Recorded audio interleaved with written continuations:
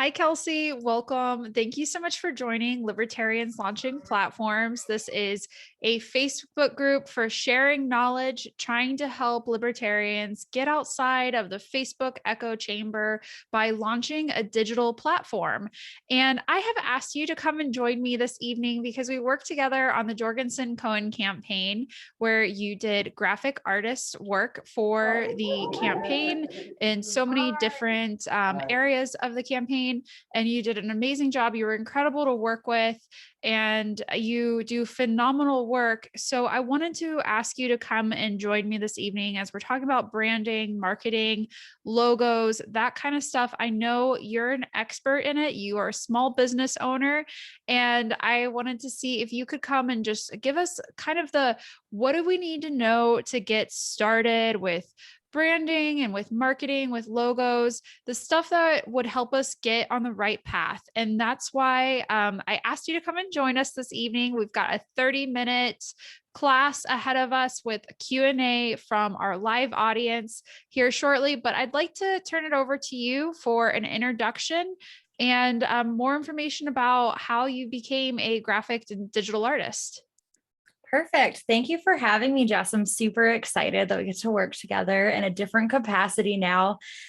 So my name is Kelsey Lyon. Like Jess said, I did work for the Joe Jorgensen campaign. I was the digital art director.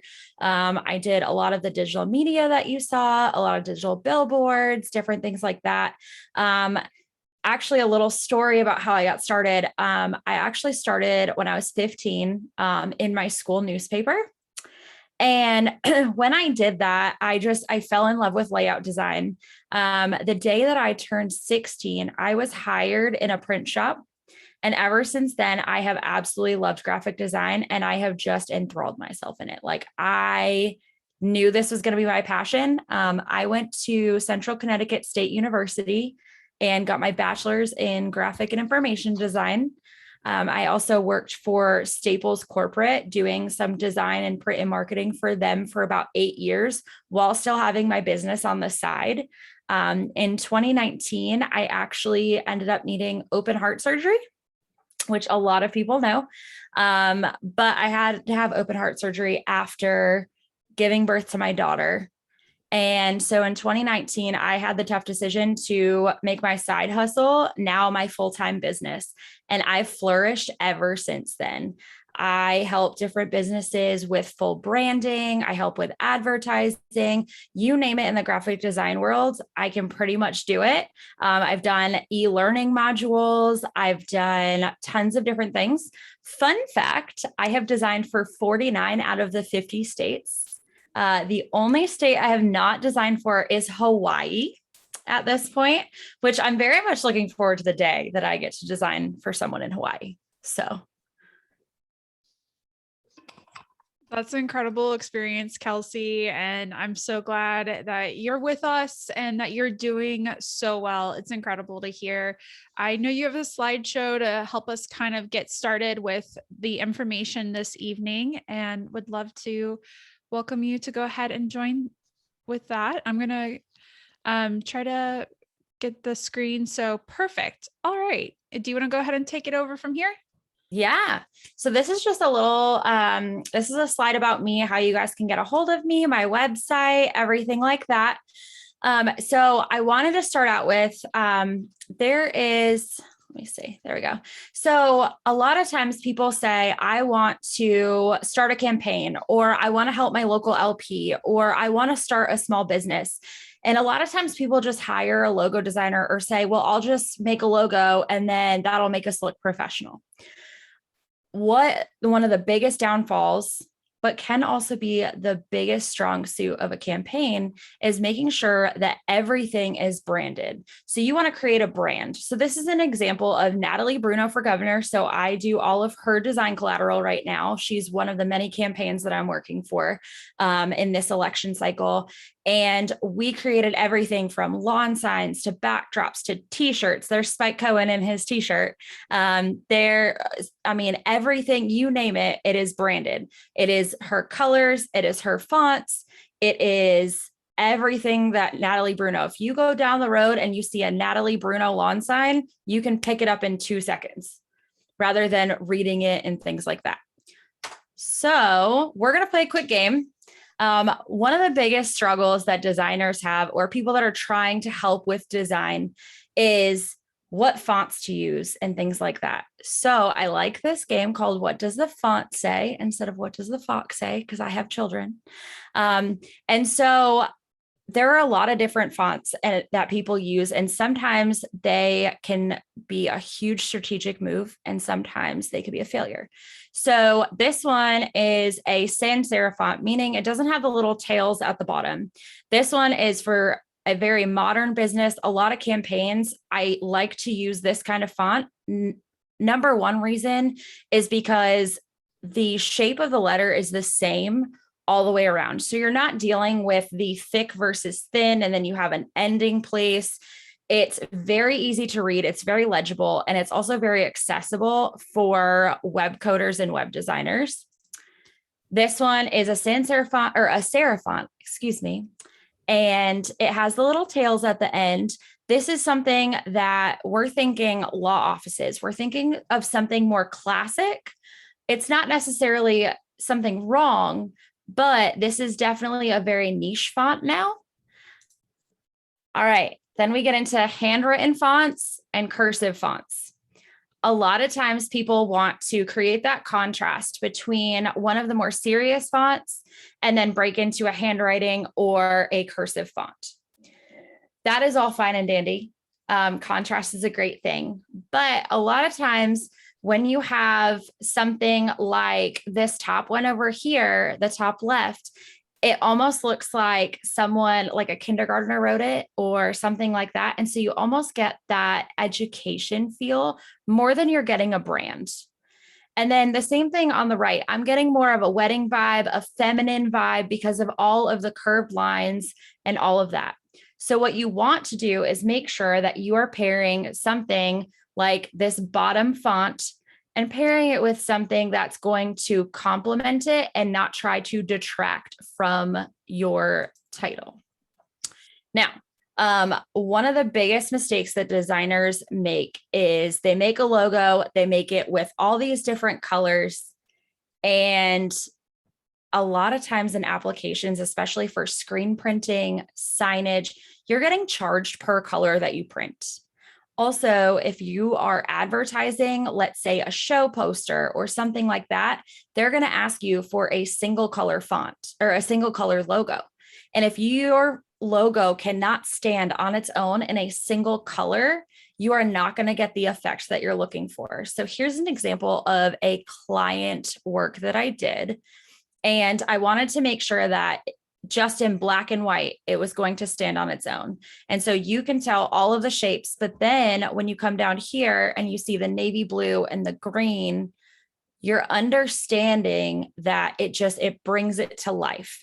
The color is going to bring it to life, but it can still get its point across while being a single color. Now, another mistake that designers make is contrast. So when you are online or when you are looking at signage and you have something where it is light blue and then you have a white font, well, if you're standing 20 feet back, you can't read what that says. And that's a struggle. So you have to make sure there are websites, and I'll actually put some in the chat later. There's a couple of websites that you can use that you can test your contrast to make sure that your color pairings that you are assigning for branding are actually compliant with accessibility and making sure that people are actually going to be able to read it. There are plenty of companies or actually campaigns that I've worked with, and their assigned colors are, bright blue and then a red or a gray. And then people want to highlight different text colors for quote graphics and things like that. The problem is if you put red on top of light blue, it actually doesn't pass accessibility. So a lot of people can't read it, or it hurts their eyes and they're not going to read it. So your graphic is no longer as effective. So that's about what I have for my slideshow. And I know Jess is about to ask me about color because Jess loves color theory and it makes me so excited. So when you are looking to use color in your logo, there is a whole psychology. I actually minored in psychology so that way I could understand what the brain goes through when they're looking at a brand. And when I did that, people thought I was crazy. Everybody else was like, I'm going to do marketing. I'm going to do illustration. I'm going to do, all these things. I'm like, nope, I want to understand how a brand is going to affect my brain and the consumer's brain. And so I really have been diving into color theory and working on what a color says. So for example, navy blue, as Jess knows, that's a very trusting color, right? So navy blue is a very good color to use with political graphics. It also creates a background to where if you want to use a gold, like our libertarian gold, you can pair that so well. It passes accessibility, and you can pair it with a white, and you still have that contrast between two different things for highlighting different quote graphics. If you use black, for example, while black is a very luxurious color, you think of Chanel, you think of Nike, they all use black. But if you're not going for that luxury brand status, unfortunately, black can also come across as war and death and actually has a very negative connotation to it.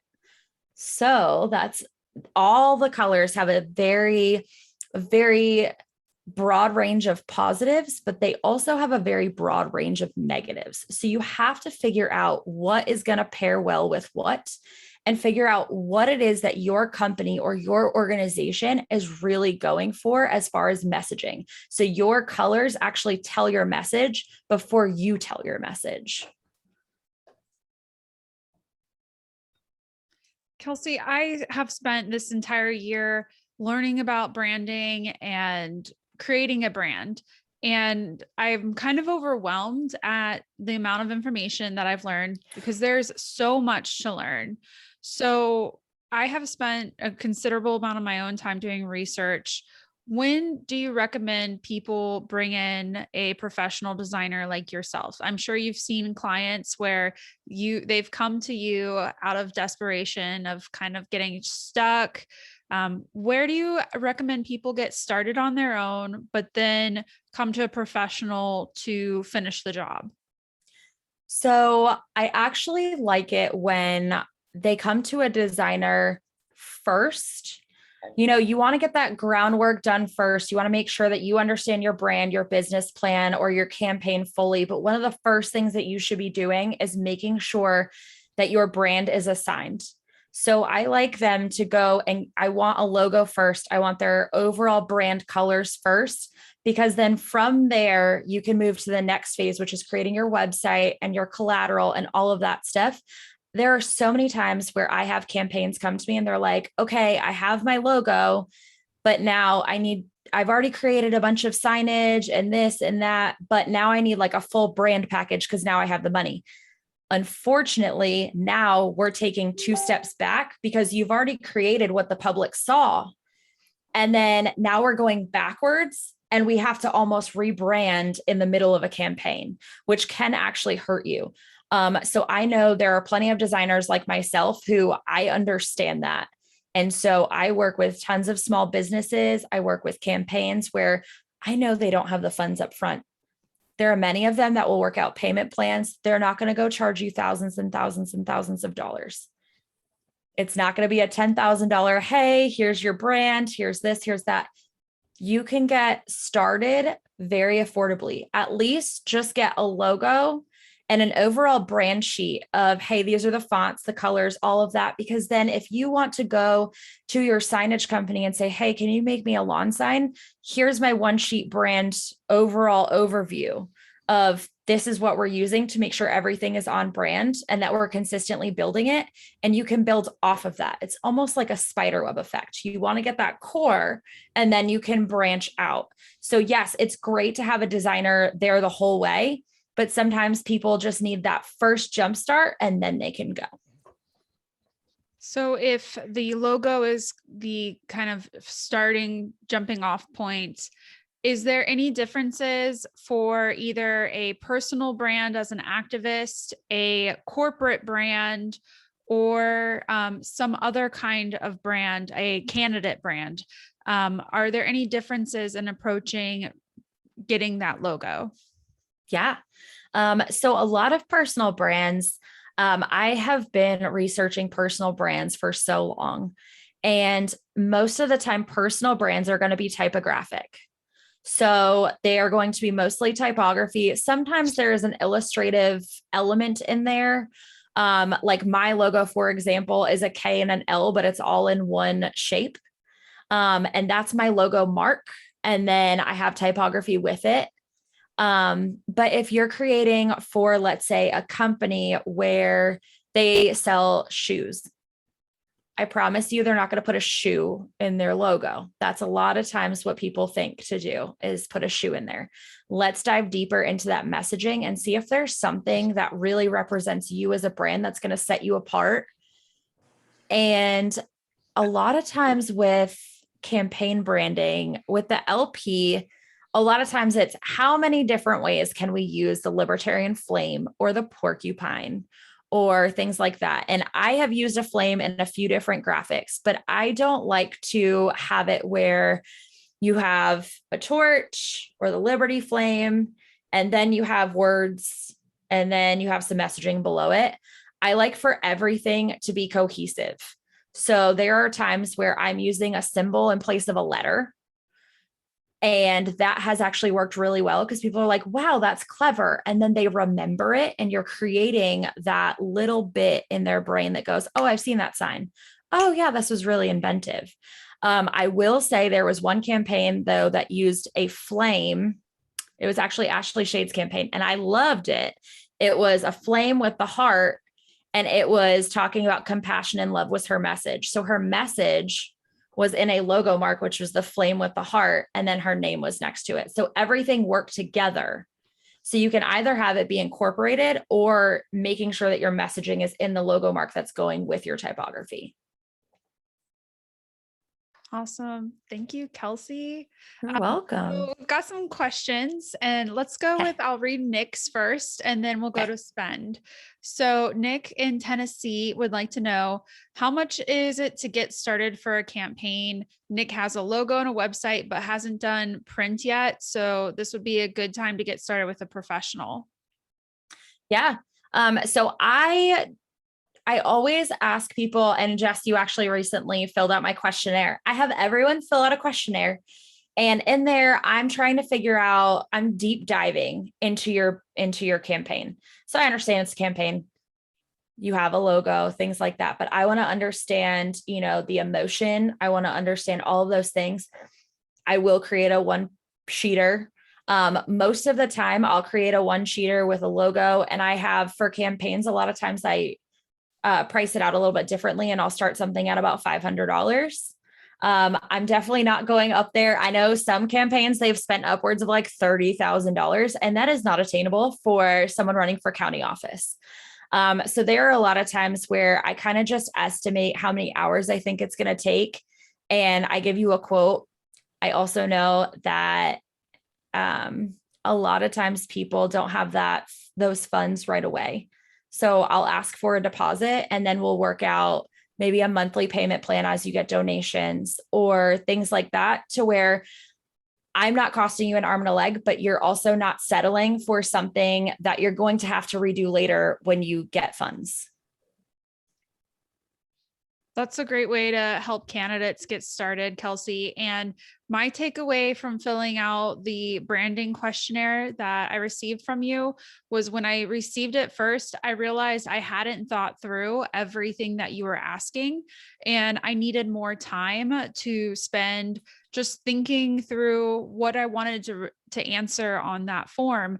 So my biggest takeaway was that if anybody's interested in getting started and working with you, to start that process right away, because the information that you need to do your job correctly is going to take somebody down a marketing pathway to start getting the right thought process to get to that eventual beautiful, amazing logo that's going to convey a message. So that's my biggest takeaway from Yay. getting started was that it did take me a couple weeks to really dive into those questions and be able to respond with what I thought was the right direction for me. So that's a follow-up I'm offering on the question about pricing and about getting started with kind of just the getting to working with you. So we have Sven next. He has a question for you. I'll bring him up. Perfect. Hey, Sven, it looks like we're not able to hear you right now.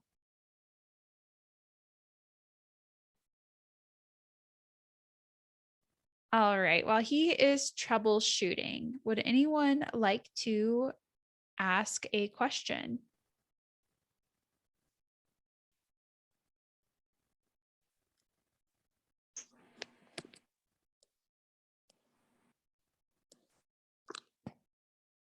And while we're waiting for a question, Kelsey, what are some of those questions that people could start thinking through in preparation of working with you for a logo design? Yeah. So I always first find out. So there are many times where people want to stick to certain color schemes because they want to stay on brand with the LP, or they're a real estate company and there's certain fonts and colors that they have to use, or there's certain colors that people absolutely detest. I never ask what's your favorite color because everybody's like, oh, well, I really like the color blue, so I'd like my logo to be blue. And I'm like, it's not about your favorite color. So first I find that out, but then I want to ask you, what kind of collateral are you going to be needing? I want to ask you, what emotion are you trying to convey? So are we going like fun and energetic, or are we going more kind of classical and, more muted? Or, there's a bunch of different options in there just to kind of generate some ideas. And then I always like to find out, where you see this brand going. I always ask you to send me different things that you like and you don't like about different brands. So I'll ask you to attach maybe some inspiration so I can get to know you and your design style and what you're looking for. So that's a lot of the beginning stages of it. We've got a few questions coming in. Sweet. Where would someone go to receive your brand questionnaire? So you can actually go on my website. It's kelseylyondesigns.com. Two things you can do: kelseylyondesigns.com/branding questionnaire. Or if you go on my website, it's actually on the very bottom. It says logo or branding questionnaire. Awesome. Thank you, Kelsey. What does collateral mean? So collateral, there is digital collateral and there's print collateral. So print collateral is things like palm cards, business cards, lawn signs, anything that you're going to print and hold in your hand that you're going to present to people. When it comes to digital collateral, we're talking about things like social media graphics and digital billboards and things that are going to appear on the screen. Digital ads are another example. So I always entitle it collateral because it's, what you don't want is, you get one design for a palm card and then you get another design for a magnet and then you get another design. So it's almost like we're piecemealing a bunch of things. So I like to take the logo and the overall brand and turn it into a whole bunch of different collateral for you. So that way you have it.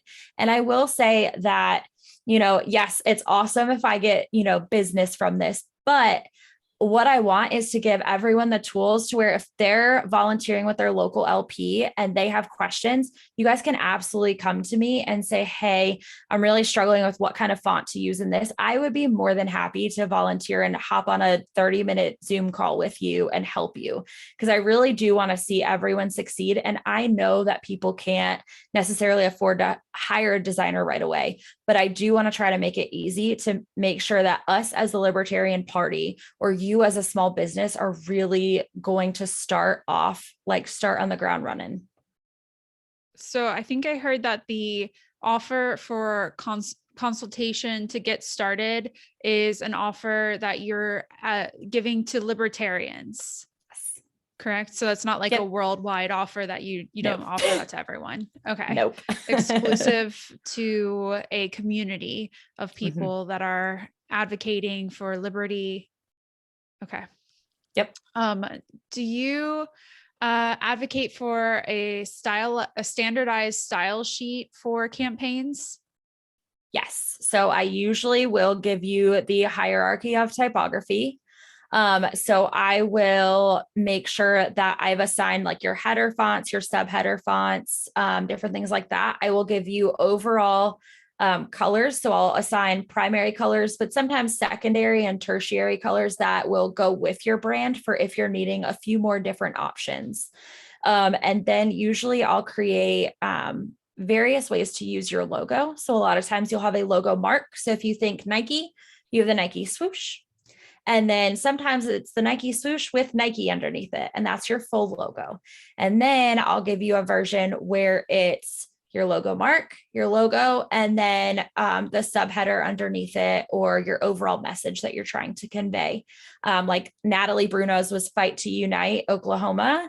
And we actually turned, for some signage, we turned Fight to Unite into a graphic itself, like a typographic styling. And so I also put those in there. And a lot of times I'll give you icons that you can use on your website that'll match your brand and everything like that. Let's bring up David Fight for a question. Speaking of fight. Fight. So I'm curious for the volunteers that are, trying to get started on this, Yeah. if there is a specific software website that you would recommend. I know there's a couple of different options like Canva, Visme, you can do Photoshop or old school like Paint. Is there a specific software that you recommend? So there's a couple of things. So I typically use Illustrator. The reason is you're working in full vector quality. A lot of times Photoshop, you do not have a vector option. And sometimes you do, but most of the time it just rasterizes it anyway. A lot of times Canva also will not give you a vector quality, which is why when I was talking about before, working with a designer just for like that beginning part, getting that vector, so I can make this logo as huge as my house and you're never going to see a pixel. A lot of times you can get like the Creative Cloud if you have a student email address for actually pretty cheap per month. That's what I did for a long time. But Canva is also a pretty good tool and it's free. So you can assign like full branding colors and themes. That way, if you're working with other volunteers on your team, you could be like, okay, this is, everything is in here. You can go in and just, interchange pictures and interchange the different fonts that we have, but you can incorporate your stylings into it. So that is a very good free option if you're not looking to purchase software yet. But I do ultimately want people to get into Illustrator if you're getting super serious about it. And eventually I'd like to teach like a libertarian Illustrator class just to help everybody.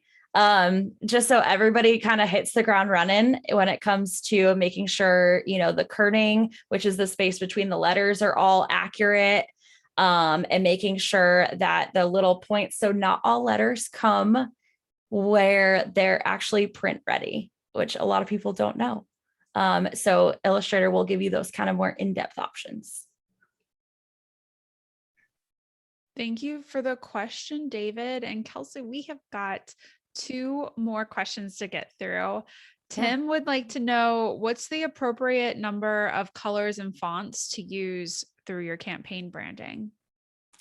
So typically, I know the Libertarian Party in general has 3 fonts that they use. So they use Roboto, Laura, and Journal. Those are the 3. And that covers your serif, your sans serif, and your handwriting type of font.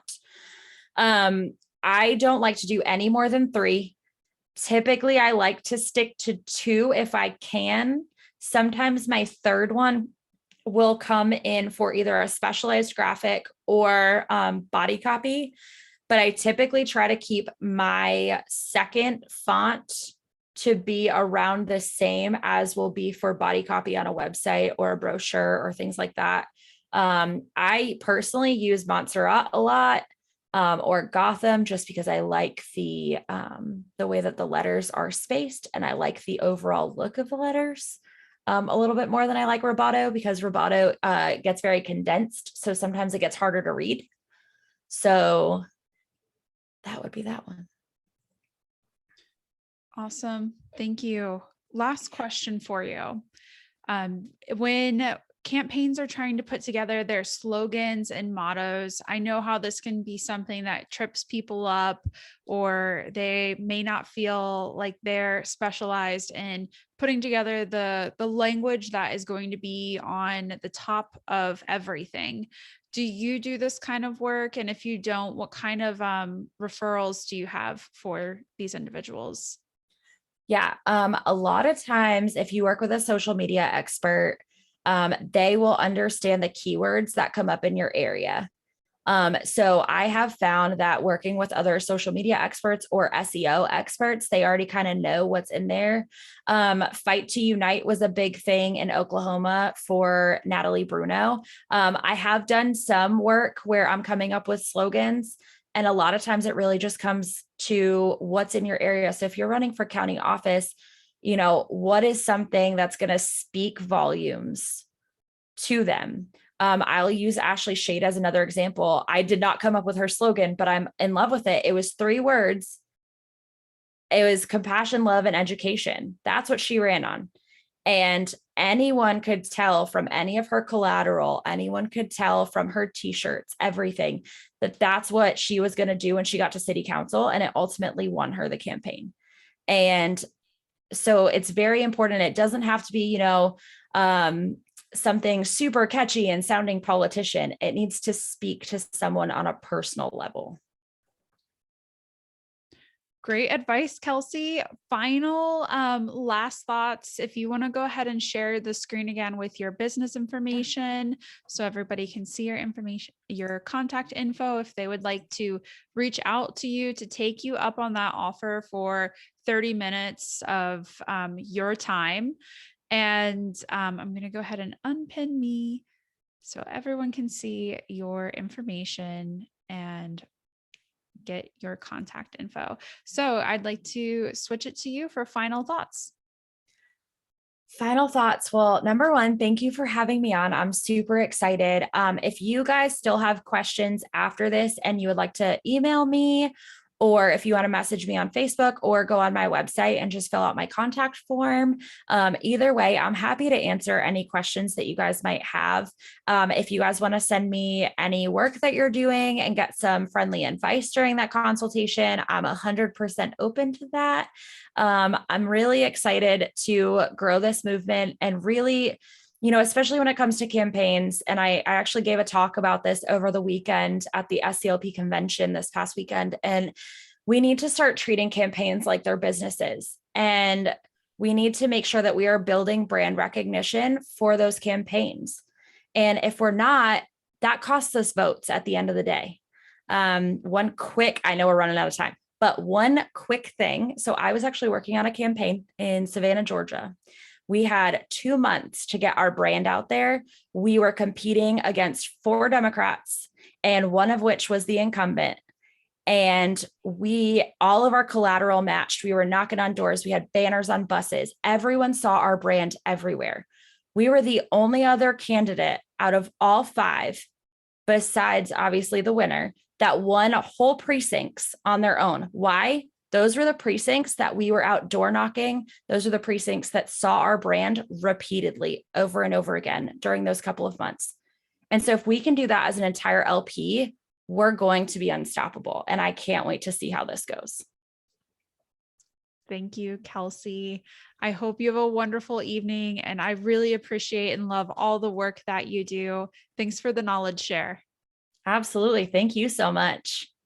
Have a good night.